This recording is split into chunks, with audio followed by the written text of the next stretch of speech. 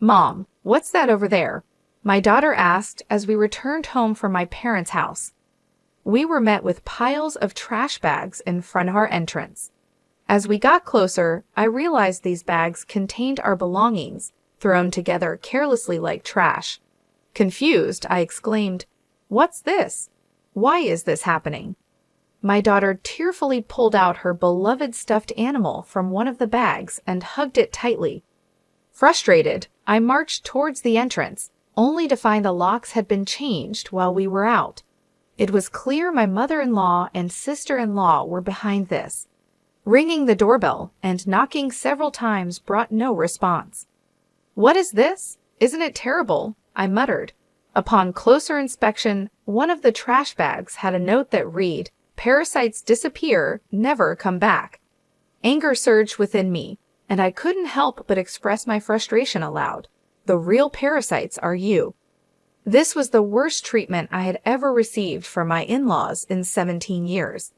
It was unbearable that they were making my daughter feel this way too. My patience exhausted, boiling with anger, I loaded our belongings into the car, and we returned to my parents' house. "I will never come back to this house again," I declared. "I'm looking forward to seeing what happens to the parasites when their host is gone." My name is Olivia.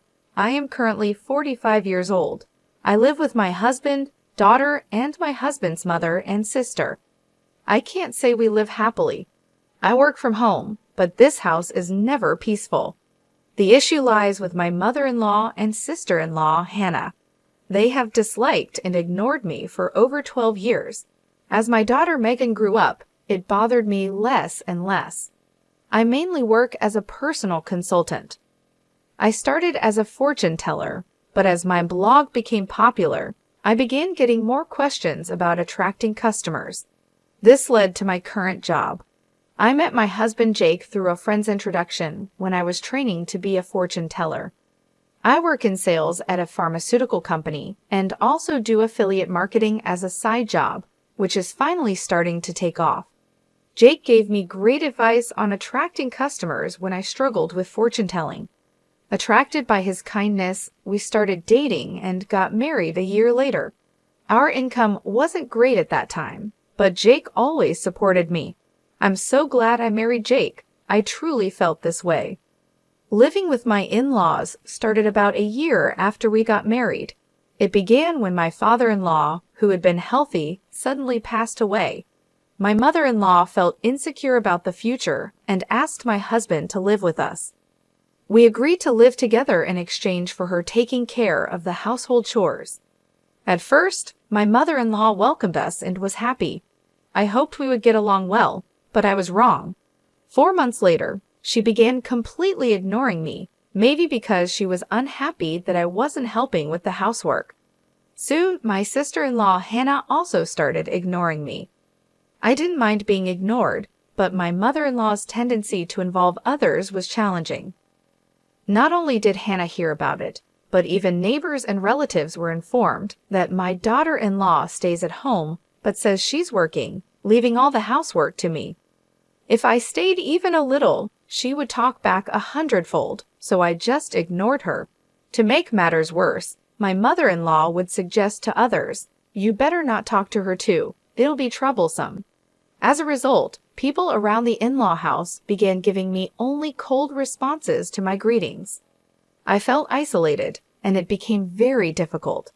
Despite my pleas to stop spreading strange rumors, my words were completely ignored. Although my mother-in-law's attitude softened slightly when my daughter Megan was born 3 years after we started living together, her overall stance towards me hardly changed.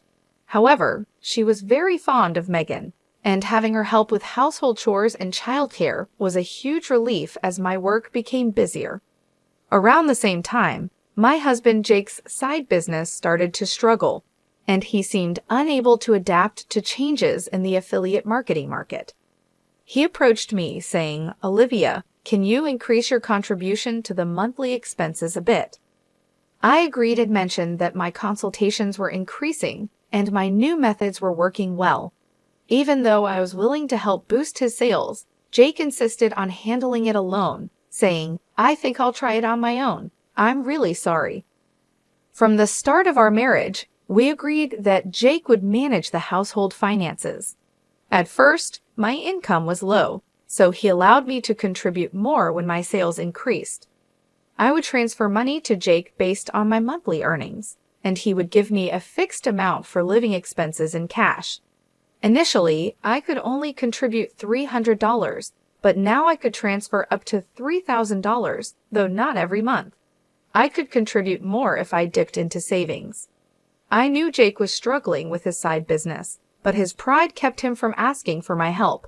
He started spending more time at caves after work, coming home later and later. When Megan was about 5, Hannah got married and moved out. Since she lived nearby, she often brought her son Frank to our house during the day. When Frank turned 1, Hannah said she wanted to start a part-time job, and my mother-in-law happily offered to take care of him until the evening. Hannah was grateful, saying, "Thank you, I'm so happy." As my mother-in-law started caring for Frank at home, she became very fond of him and began being cold towards Megan. When they fought, my mother-in-law would scold Megan and compare her unfavorably to Frank. Over time, Megan started playing near me and began to dislike my mother-in-law's behavior. I spoke up, saying, "Talk to your mother. Megan and Frank are both her grandchildren. She should treat them the same." Megan is already a big sister in elementary school. However, my mother-in-law's focus shifted, and she approached me, saying, "Things are tough at the company right now. We might not get bonuses, so could you contribute a bit more?" Despite the challenges, my blog's client attraction was successful, and I started receiving more consultations as a consultant, earning far more than I did as a fortune teller. When Jake asked for additional financial support, I responded, "I'm already contributing $4,000 a month. Isn't that enough?" "Yeah, I'm embarrassed to say, but my salary has decreased, and the side business isn't going well." "Don't be secretive," I said. "We are a couple. We should support each other in tough times." "I'm really ashamed. Thank you." Later, the amount I contributed gradually increased, and eventually, I was transferring $5,000 a month to Jake. Still, not wanting to hurt his pride, I let Jake continue to manage the finances. When Megan was in 7th grade, Hannah came back home with Frank. It seems Hannah got divorced due to her infidelity, but I don't know the details. By this time, Megan could help around the house, so household chores were divided among each family member. Being ignored by my mother-in-law and Hannah continued, but it no longer bothered me. It's unfortunate that I couldn't give Megan her own room when she started middle school, as Hannah's return meant we ran out of rooms. One night, while discussing which tutoring school Megan should attend for middle school, Hannah suddenly said, "Hey, tutoring is expensive. Why doesn't Megan study by herself? Could you stop making such comments? I'm paying for the tutoring, so it's none of your business." "What? Olivia is paying? Impossible. You don't earn anything. Jake said he's supporting you. You're just a leech, aren't you? Haha, you married him because he has money, right?" "Exactly. Jake told me not to speak ill of Olivia, but that's just shameless." My mind was filled with questions. What does this mean? What has Jake been telling his mother and the others? Jake is the one supporting this house financially? It's about time we put an end to the parasite's lifestyle. I feel bad for Megan, but if we pay for her tutoring, we won't be able to pay my compensation. Not be able to pay? Are you saying our house is paying for your compensation, Hannah? Jake said he would pay for it. You should spend your money on Frank. I began to understand the deception and felt my anger rising. My husband had always managed our household finances, and my mother-in-law had taken care of the household chores and childcare until Megan grew up, so I thought they knew I was also contributing to the household expenses. Is Jake bearing all the expenses of this house, including your living expenses and the compensation Hannah is supposed to pay? Be quiet. It's only natural for a family. You're the only outsider here, not related by blood, and yet you act as if living here is your right. It really makes me angry. I contribute money too, Don't talk back. What you contribute is barely enough for your own food expenses. You hardly have any income, and yet you're so arrogant. I could feel my body trembling with anger. I could see Megan on the side, looking like she might cry. I knew Jake had a lot of pride, but I never thought it would be this bad. In the beginning, Jake was paying for the living expenses and pocket money for my mother-in-law and Hannah, but I had started contributing as well. Now we were living on my income. I needed to talk to Jake properly. Around midnight, Jake came home. He was drunk and seemed cheerful. Can we talk? I didn't know you weren't getting any money from your mother or Hannah. They said you're covering all the expenses of this house. Oh, about that. My bad. It's a matter of pride as a man, you know. When we started living together, I was paying for everything. There wasn't a right moment to say you were also paying, and in front of the family, let me be the eldest son a little, please. Jake, with a light-hearted tone like in a comedy sketch, put his hands together. Oh, that's right. I'm going to Faye this Saturday. I'll be gone for a week. Take care. Faye? Why? I got invited to a pedal in Faye by a friend I'm doing a side business with. I'm going to make it a success, so cheer for me, Olivia. Well, I'm off to sleep. See you tomorrow. My husband lay down on the mat in a cheerful mood and soon started snoring. My anger wouldn't subside, but recently, with Jake coming home late, we hadn't talked much, and I had no idea about this. I thought he was joking while drunk, but on the weekend, Jake really left with a large suitcase. During Jake's absence, I had the freedom to use the car, so I decided to take Megan back to my parents' house. The next day, a shocking event awaited us. Mom, what is that? When Megan and I returned from my parents' house, there were piles of trash bags in front of the entrance. Upon closer inspection, these bags contained mine and Megan's belongings, carelessly packed like real trash. What is this? Why is this happening? I don't understand. Megan, crying, pulled out her beloved stuffed animal from the bag and hugged it. Furious, I headed towards the entrance. Has the lock changed? It seems that the locks had been changed while we were out. This must be the work of my mother-in-law and sister-in-law Hannah. I rang the doorbell and knocked several times, but no one came out. What is this? Isn't it terrible? Upon closer inspection, one of the trash bags had a note saying, "Parasites disappear, never come back." I felt a surge of anger from the bottom of my heart. The real parasites are you. I couldn't help but let out a swear word. This was the worst treatment I had ever received from my in-laws in 17 years. They weren't just hurting me, but also making my daughter feel this way. I finally lost my patience. Boiling with anger, I loaded the luggage into the car, and we returned to my parents' house. I will never come back to this house again. I'm looking forward to seeing what happens to the parasites when their host is gone. When we returned to my parents' house, they were shocked. I hadn't told them about being ignored by my in-laws, the money issues, or their attitude towards Megan, not wanting to worry them. My parents said, "There's no need to go back to that house. You should claim compensation from them." They cried with anger and told me to stay with them. My mother's words, "You really had it tough," made me cry too. In reality, I had been trying my best all this time. Enough is enough. I finally decided to confront my feelings. While staying at my parents' house, I contacted a friend who had introduced me to Jake. She was connected to Jake's side business friends. "Are you doing well? I want to ask you something. Do you know if Jake's friends are currently in Faye?" That famous entrepreneur Petal, right? I was invited but wasn't interested, so I declined. Jake didn't go, did he? Yeah, that's right. By the way, I heard Jake quit his job and is now managing a business with his wife. You two must be close. Ah, yes, that's right, I replied nonchalantly and hung up. Immediately after, I called Jake's company. What my friend said was true, and to my surprise, Jake had quit his job 3 years ago. This meant that for the past 3 years, I had been paying almost all of the living expenses for my in-laws. Looking back over the years, I suddenly felt hollow. A week later, I received a laid-back message from Jake saying he was back in the USA. After continuously ignoring him, I stopped hearing from him altogether.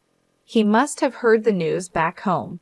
Expecting persistent contact from Jake, I hired a detective to investigate him. The investigation revealed that Jake, dressed in a suit in the morning, spent his afternoons gambling and evenings at a woman's house. So I asked for an investigation into his infidelity as well. 2 weeks later, Jake called me. It must have been close to his former company's payday, and he was panicking. Olivia, sorry. I couldn't contact you. I'm sorry for what my family did. I heard they kicked you out, and I was thinking, why did it come to this? Really? Did you tell the truth to your mother and Hannah? Jake quickly changed the subject and said something unbelievable. Let's leave that house and live in a new home, just the three of us. I'll cut ties with those who disregard you, Olivia. I'm ready to abandon my mother and Hannah, so please come back. Are you really cutting ties with your mother and Hannah? I was disappointed in Jake and his self-centered actions. So I told him I'm coming back for now, so leave the door unlocked. Jake seemed delayed in responding to my message. A few days later, I returned to my in-laws' house with Megan. Jake, his mother, and Hannah were there, but Frank was nowhere to be seen. I was relieved that Frank didn't have to witness the adults' ugly arguments. When Jake made some remarks, I ignored the displeased pair and took out a divorce form from my bag. I confronted the surprised Jake. I heard you quit your job without telling me. Since we're supposedly managing a business together, does that mean the $5,000 I've been transferring every month was actually your salary? Jake tried to excuse himself. No, that's not it. I told you the business was in trouble, right? So I decided to quit before getting fired.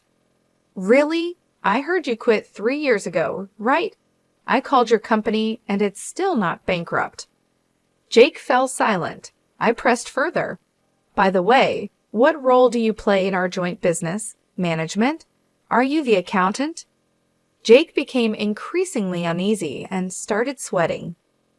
Jake is supporting the whole family, isn't he, Mother? He quit his job. His side business isn't going well, and yet it's a mystery where the money is coming from. I'm leaving, but please continue to get financial support from Jake. My mother-in-law and Hannah's faces turned pale. But the other day on the phone, you were crying and begging to save only yourself, saying you'd cut ties with your mother and sister. Haha, but that won't happen. I'm also discarding Jake here. What do you mean? I don't understand. Jake hasn't been going to work. That's a lie. He leaves in a suit, and Olivia was supporting the household. It's true. Olivia has been paying for everything for years. I'm unemployed now and not doing any side business. We're going to have a hard life because you kicked Olivia out. We could have had an easy life without working if you hadn't done anything unnecessary. What do you mean by that? You were planning to abandon us, weren't you? Jake's response made my mother-in-law and Hannah furious, and they started arguing. While they caused a commotion, Megan and I began to take action. I came to pick up some forgotten items. I took a cleaning robot bought within the last 5 months, an expensive microwave favored by my mother-in-law, and the beauty device Hannah had gotten from Jake. Wait, that's mine. This is mine since I bought it with my money, or you can pay me back for it. Hannah fell silent at my words. Then I searched for and gathered my belongings from their rooms. The items they had put out did not include my expensive brand bags and accessories. Why are you taking that too? This is mine. I ignored their complaints and sweet talk. Finally, I dropped a bombshell on Jake. Oh, I forgot. I plan to claim compensation from your mistress, Lauren. Tell her it's no use running away. What? How do you know about her? I know you went to Faye with Lauren recently. Good for you, right? Of course, I have all the evidence of the affair, so no escaping that. No way. You've been deceiving me and having fun for the past 3 years. I'll be claiming compensation for the affair, child support for Megan, and oh, you were secretly paying Hannah's compensation too. I'll be claiming that back as well. As I prepared to leave, my mother-in-law and Hannah desperately tried to stop me. I was wrong, Olivia. I'm sorry. We just believed what Jake said. We can't live without you. We'll do anything. Please help us. I can't pay you back for the compensation. I'm sorry too. I apologize for everything. You'll forgive us, right? I couldn't help but laugh at their foolish faces. They finally realized who had been supporting their lifestyle, realizing too late that their non-blood-related support was gone. Let's just ignore these people, Mom. Let's go home. Yes, that's right. Jake, you'll be hearing from the lawyer soon. Please take care of it. Leaving a dejected Jake behind, we returned home with the items we had collected. Later, my divorce with Jake was finalized, and I demanded compensation through a lawyer. I received many apologies and pleas for reconciliation from my mother-in-law and Hannah, but I ignored them all. Surprisingly, there was still some inheritance left from Jake's father. The fact that they had been living off my money without using their own made me angry again. However, the inheritance wasn't enough for the compensation, and ultimately, they had to sell the house to make a lump sum payment. Naturally, this included the compensation I had been paying for Hannah. After selling the house, I don't know what became of Jake's family. I hope Jake can take care of his family, but ultimately, he will choose his own path. I'd also claimed compensation from Jake's mistress, which led to an unexpected revelation. Through the lawyer, I informed her that Jake was unemployed and I had been supporting the family. Jake had deceived her, claiming he was an entrepreneur with a successful business. They broke up after an argument. Megan and I moved to an apartment, and I was able to give her the room she had longed for. I don't think my 17 years were wasted, but sometimes I wonder if I should have made a decision when I started being ignored. Now I feel happy that my home is a peaceful place,